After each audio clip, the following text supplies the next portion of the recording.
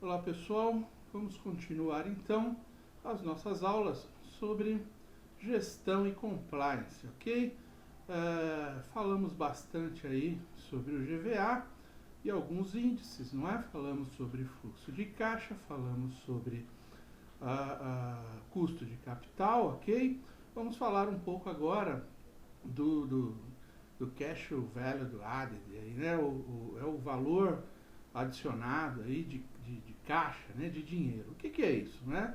Lá quando vimos lá no fluxo de caixa, né, o fluxo de caixa operacional, menos os encargos sobre a base de ativos, né? Quais são os encargos sobre a base de ativos? É o custo de capital, né, gente? Mais a depreciação, ok? Então a gente vai abater isso, não é? Isso será a fórmula do CVA aqui, tá bem? Ou seja, né, dizendo em outras palavras, o CVA ele também pode ser visto, né, como o custo mais encargos sobre a base de ativos, ou seja, o custo de capital mais os encargos sobre a base de ativos aí, que pode ser, né, juros, enfim, pode ser depreciação também, ok? Quais são os prós, né, de se utilizar esse item, não é? Você tem uma facilidade para fixar metas de aprovação de resultados, ok? É bastante fácil compreender essas metas e aprovar de aprovação de resultados utilizando esse índice, ok? Torna mais clara a necessidade de gerir ativos, né? Torna mais fácil o entendimento por que eu preciso fazer uma gestão de ativos bem feita. É como se diz por aí, né? Qual que é o objetivo da contabilidade? Não é? Qual que é o objetivo da empresa? Ah, é ter lucro. Não, o objetivo é fazer bem a gestão dos ativos. O lucro é uma consequência. Isso é visto em contabilidade, ok? Pode ser unitário, né? Você vai fazer lá reais por tonelada ou reais por produto. É uma meta de muito fácil compreensão, por isso que ela normalmente é utilizada mais no nível operacional, ok? Quais são os contras? Né? Não é uma medida de lucratividade, não é como o CFROG lá que a gente estava calculando antes, ok?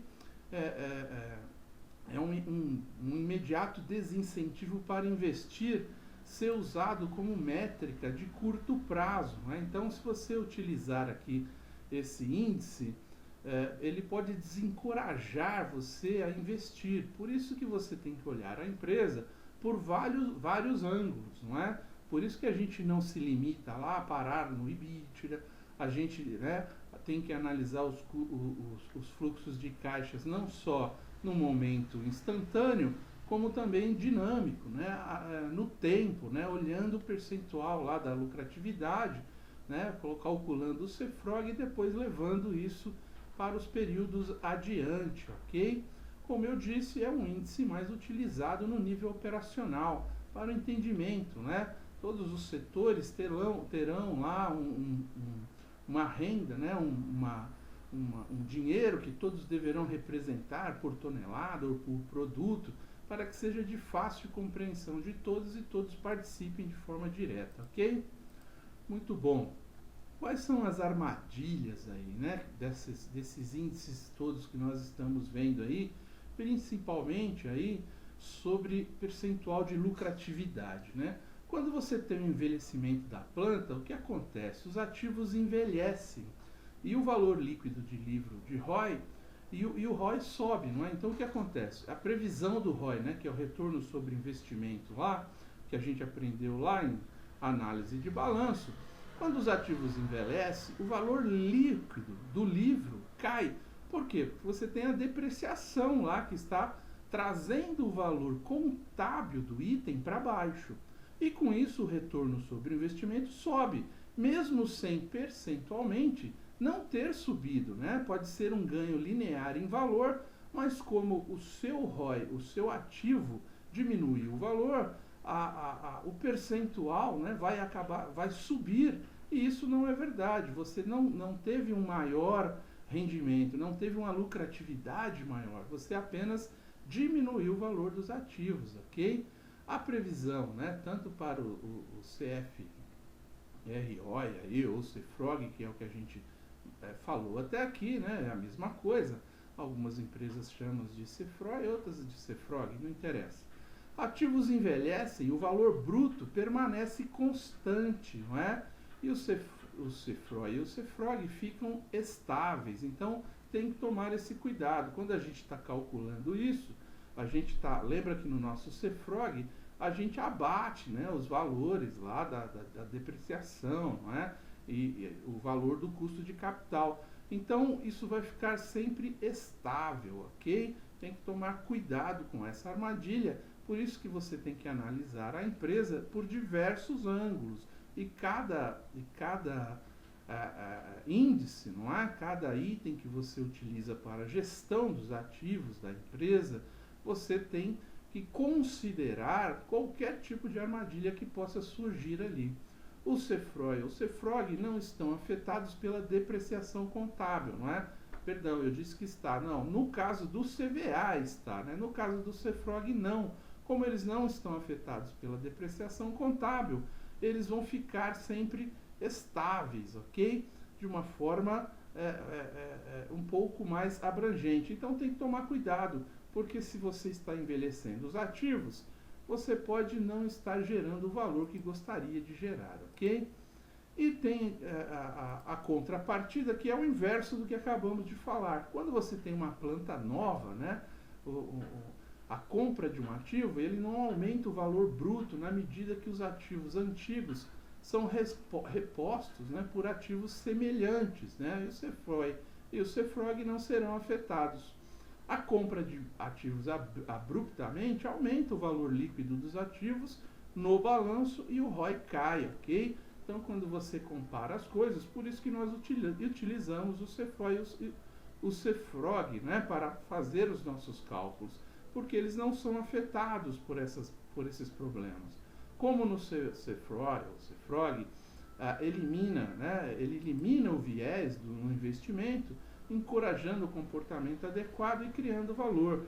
Então, o CFROG, ele nos ajuda a fugir das armadilhas aí, tanto na planta nova quanto na planta antiga, né? Porque ele corrige essa questão dos ativos, né? Quando você calcula lá o retorno sobre investimento apenas fazendo análise de balanço, ok?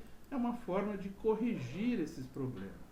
Então vamos lá, vamos colocar tudo que falamos aqui de uma forma linear, para entendermos então como essa ferramenta pode nos ajudar, ok? A construção das métricas progressivamente. O que nós vamos fazer? Primeiro, entender a construção do fluxo de caixa, calcular o EBITDA, calcular o fluxo de caixa operacional e calcular o fluxo de caixa livre, ok? Conforme nós falamos lá no início, né? O EBITDA lá tirando taxas, né? Tirando impostos, tirando depreciação e amortização, ok? E o fluxo de caixa operacional, não é? Todas as despesas, CMV e tudo mais, e o fluxo de caixa livre abatendo, né? Depreciação das despesas e essas coisas, você tendo então como uma primeira métrica, calculando tudo isso de forma linear, todos sendo treinados, todos na empresa obedecendo essas regras, você já começa a criar uma cultura de acompanhamento de gestão financeira e operacional através desses índices, ok?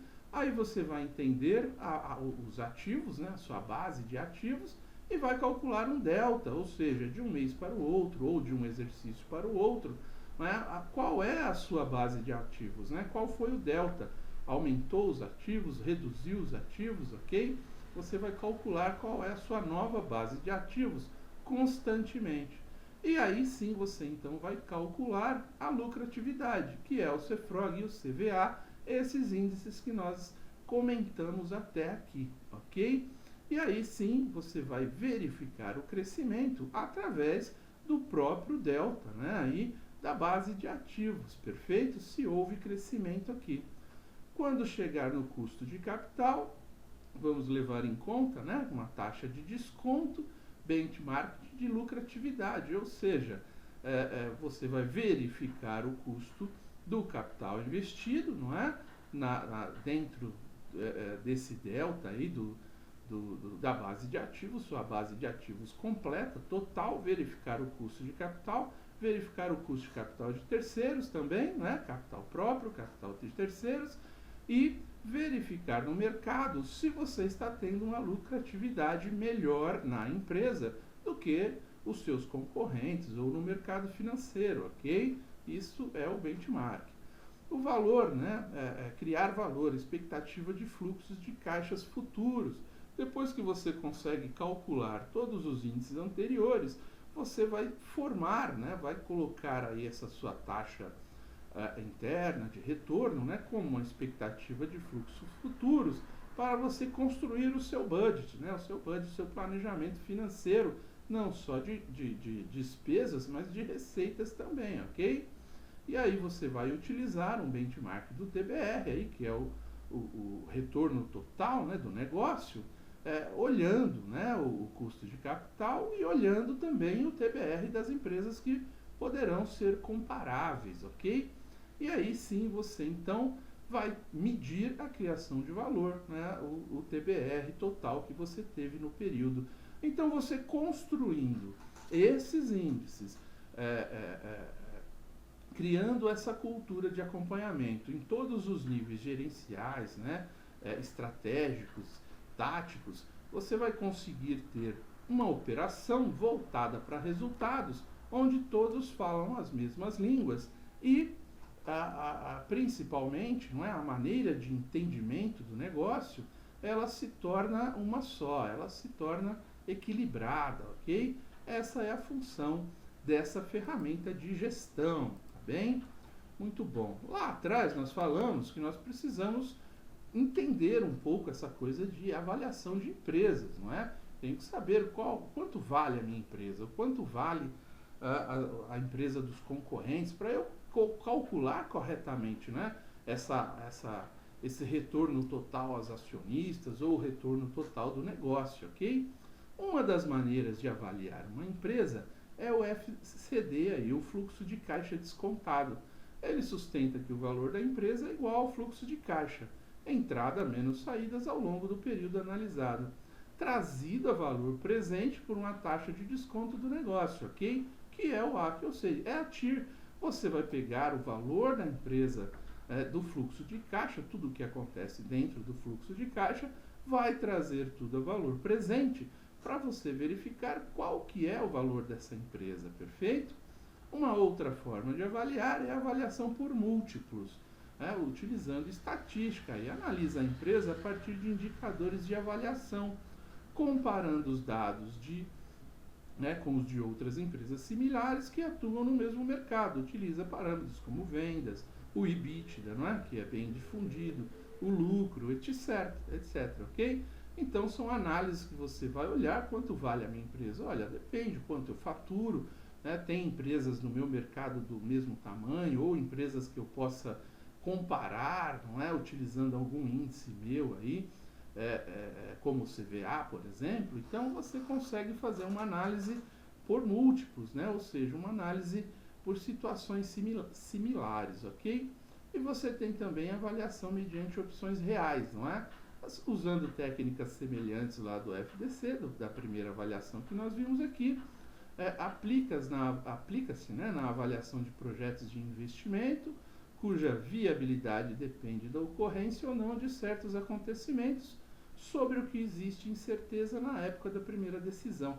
Então, na verdade, também é aí uma forma de você trazer a valor presente, mas olhando aí com mais cuidado a questão qualitativa, vamos dizer assim, né? Tendências de mercado, olhando questões mais voltadas para uma questão de análise de negócio futuro mesmo, ok? E existem aí também outros métodos, não é? Custo de reposição, valor de liquidação dos ativos, todas essas são formas de você avaliar uma empresa, tá bem? Qual o valor daquela empresa?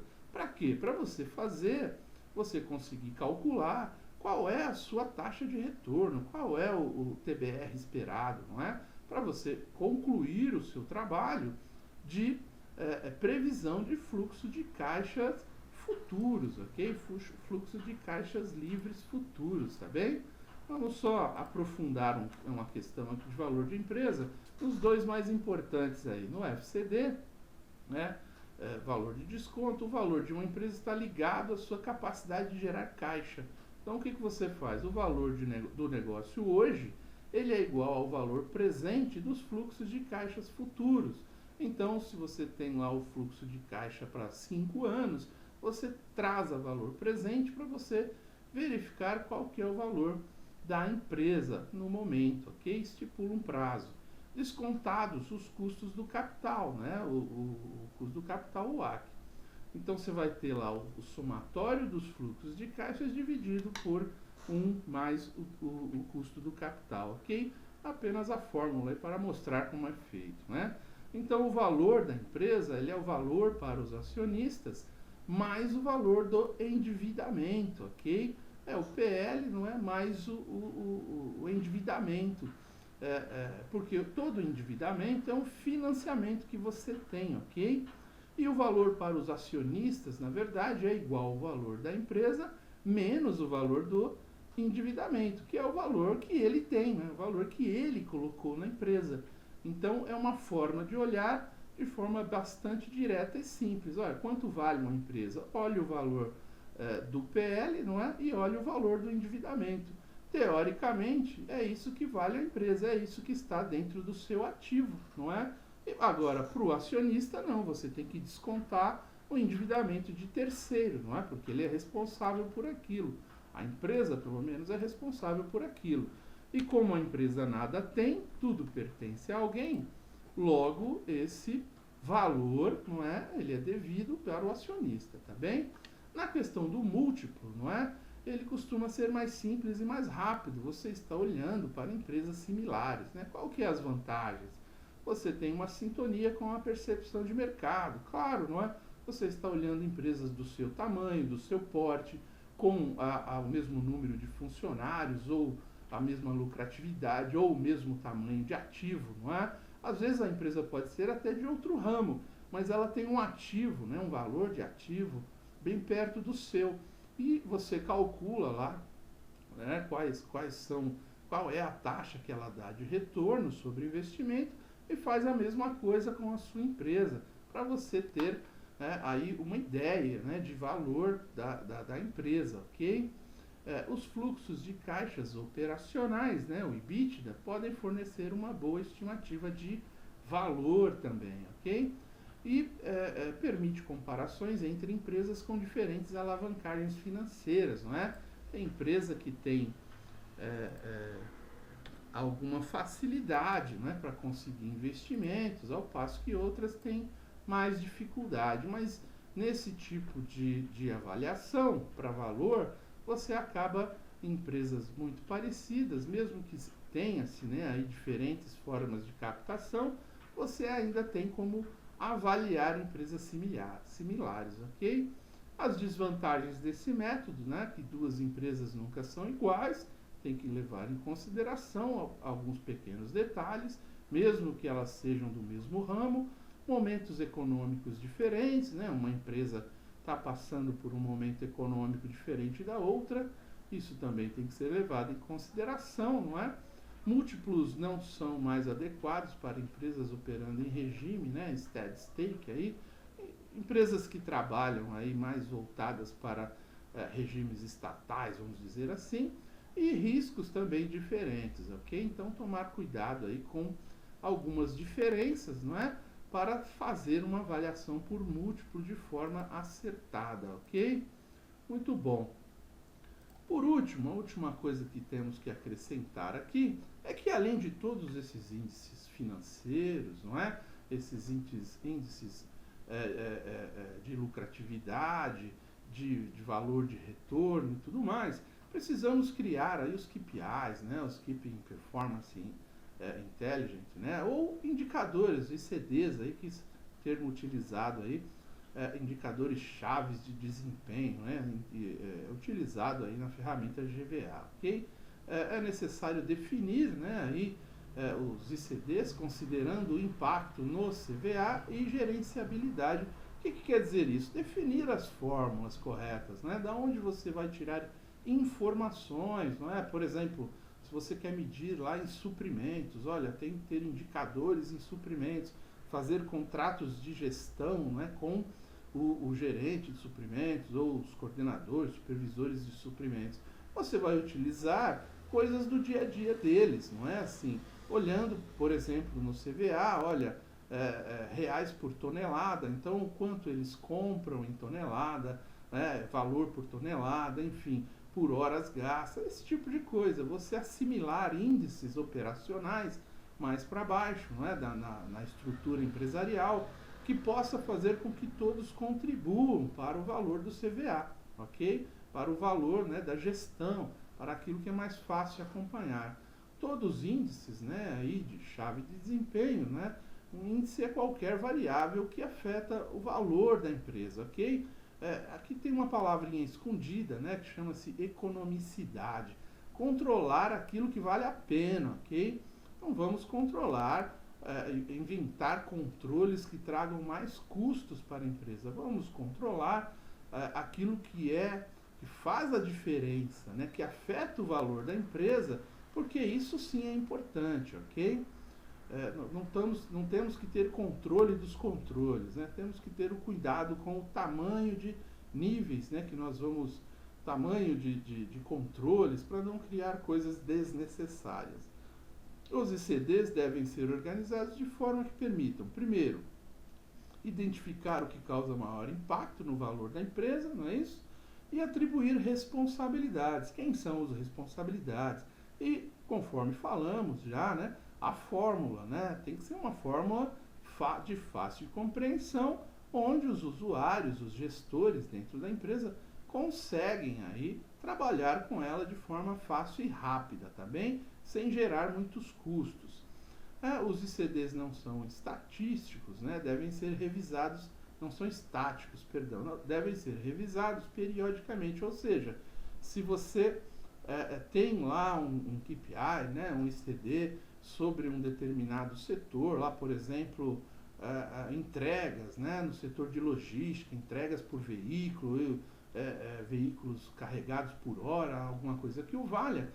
Quando você muda a situação da empresa, né, você pode crescer, né, você pode reduzir, então você vai revisar esses índices periodicamente para saber se ele está sendo justo, não é? Se você aumentar a mão de obra, se você reduzir mão de obra, todos esses índices podem ser afetados, tá bem?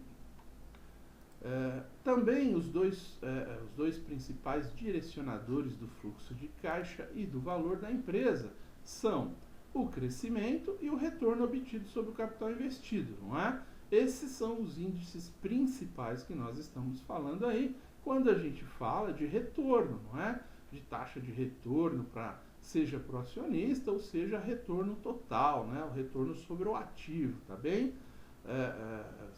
Principal foco de direcionadores, né, de fluxo de caixa são esses, ok?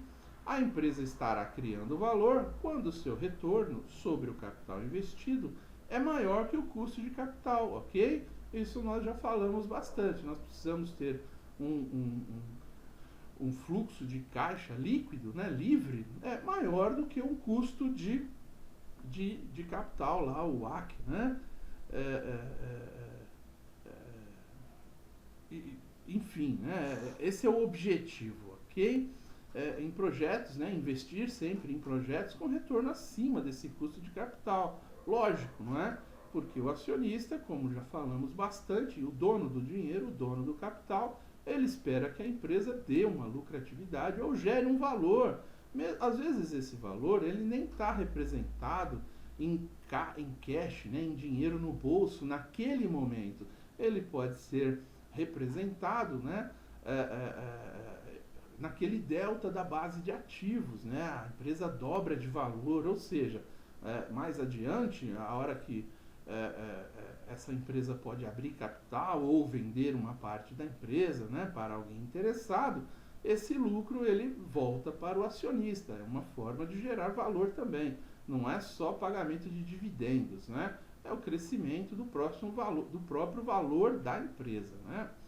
Os ICDs permitem, né, entender como as empresas obtêm os seus resultados, não é? Então, quando você tem uma cadeia de indicadores e você consegue fazer com que todos na empresa tenham uma cultura de gestão, gestão financeira, né, gestão de ativos, né, de compliance, de auditoria, né, de eficácia, eficiência, efetividade, né, crescimento com perpetuidade, crescimento com